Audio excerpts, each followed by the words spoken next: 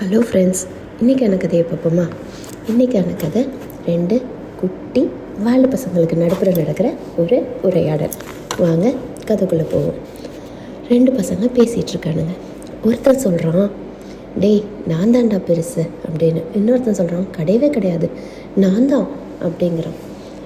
இப்படி 2 பேரும் சண்டை போட்டுட்ருக்கிறத அந்த வழியாக போன ஒரு வழிப்போக்கர் பார்க்குறாரு. அவர் பார்த்துட்டு சொல்கிறாரு, என்னடா தம்பிங்களா, எதுக்கு நீங்கள் 2 பேரும் சண்டை போட்டுட்ருக்கீங்க அப்படின்னு.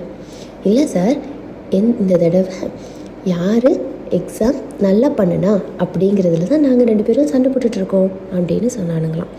உடனே அந்த வழிப்போக்கர் சொன்னாராம், மார்க்ஸ் தான் வந்திருக்கும்லடா, அப்புறம் எதுக்கு சண்டை போட்டுக்கிறீங்க? யார் நிறையா மார்க்கோ அவன் தான் நல்லா பண்ணியிருக்கான்னு அர்த்தம் அப்படின்னு அவர் சொன்னாராம். அப்படியா, எங்கே நான் கேட்குறதுக்கு பதில் சொல்லுங்கள் பார்ப்போம் அப்படின்னு 2வது உள்ள பையன் சொல்கிறான். கேளு அப்படின்னா, இவன் போன மாதம் நடந்த எக்ஸாமில் 96 மார்க் எடுத்து கிளாஸ் ஃபஸ்ட்டு வாங்கியிருந்தான்.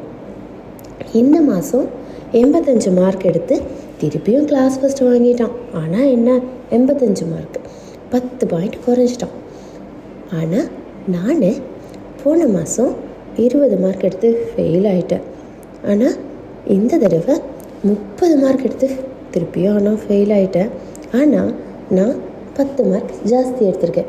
இப்போ சொல்லுங்கள், மார்க் குறைஞ்ச அவன் நல்லா பண்ணியிருக்கானா, மார்க் ஏறின நான் நல்லா பண்ணியிருக்கேனா அப்படின்னு. வழிப்போக்கருக்கு என்ன பதில் சொல்கிறதுன்னு தெரியலை. நீங்கள் உங்களுக்கு தெரிஞ்சால் கமெண்ட்ஸில் சொல்லுங்கள். யார் இதில் நல்லா படிச்சிருக்கா? மார்க் அதிகமாக வாங்கின 2வது பையனா, தன் நிலையிலிருந்து குறைந்த முதல் மார்க் எடுத்த முதல் பையனா? இந்த கதை உங்களுக்கு பிடிச்சிருக்கும்னு நினைக்கிறேன்.